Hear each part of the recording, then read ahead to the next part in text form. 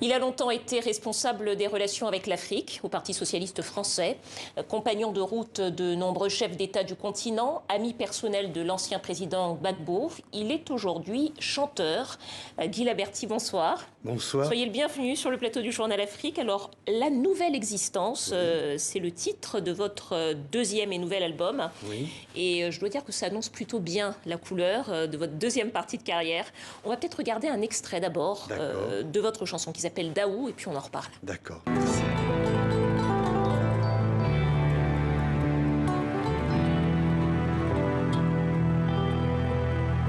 Dans le vent sombre et froid, cafard en bandoulière, tu flottais vers un bar pour pleurer la dernière mélodie de ta nuit, solitaire et gercée, fou de faim et d'ivresse et de rêves classés. Daou,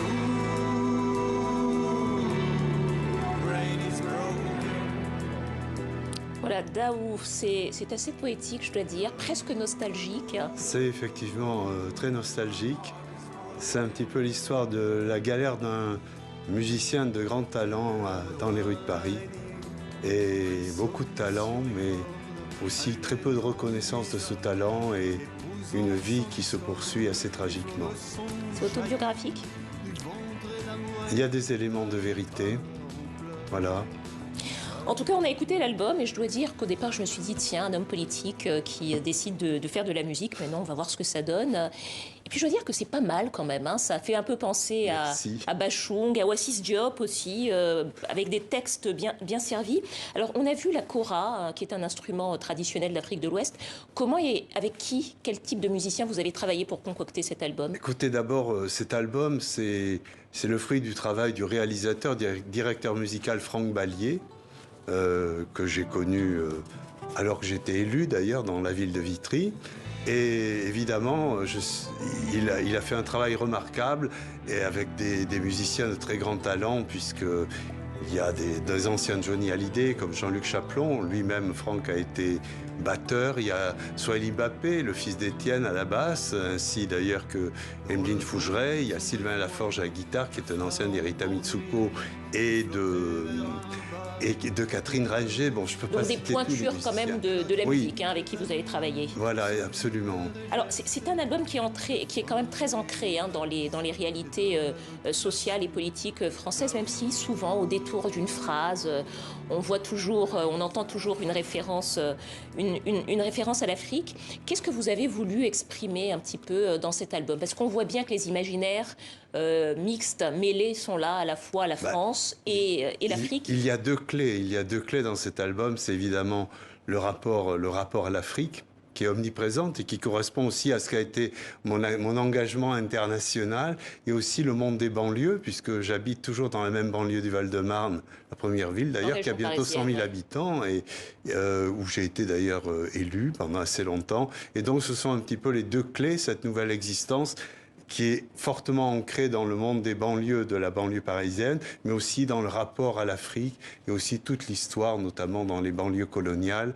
Nous avons le reflet du temps colonial qui se trouve dans nos banlieues aujourd'hui. Alors, justement, on va en parler de ce rapport à l'Afrique et de votre première partie de carrière, beaucoup plus politique, avec des engagements internationaux. Et on va écouter un autre extrait de votre album. Pénitencier de Scheveningen, où tu languis incarcéré, avec des juges pour geôliers, s'étirent lentes les années. Justice. Alors, Scheveningen, Guy Laberty, c'est la prison de la Cour pénale internationale à La Haye. C'est une chanson que vous avez écrite et chantée pour l'ancien président Gbagbo, ivoirien, qui était incarcéré. La musique, ça permet aussi de faire de la politique autrement? Absolument. C'est une chanson que j'ai composée en 2013, bien avant qu'on connaisse l'issue qui serait celle de l'acquittement de Laurent Gbagbo. Et bon, c'est essentiellement une évocation qui est poétique d'une réalité très dure, qui finit quand même sur un message d'espoir d'une nécessaire réconciliation en Côte d'Ivoire. Alors, vous avez été compagnon de route ou connu beaucoup de présidents africains, vous le connaissez toujours d'ailleurs, je pense à Alpha Condé, Alpha Oumar Konaré, Mamadou Issoufou, l'actuel président nigérien aussi. Oui, même l'actuel Mohamed Bazoum. J'ai envie de vous demander comment est-ce qu'ils prennent ou comprennent cette nouvelle carrière dans la musique? Écoutez, je pense qu'ils savent quand même que je suis poète.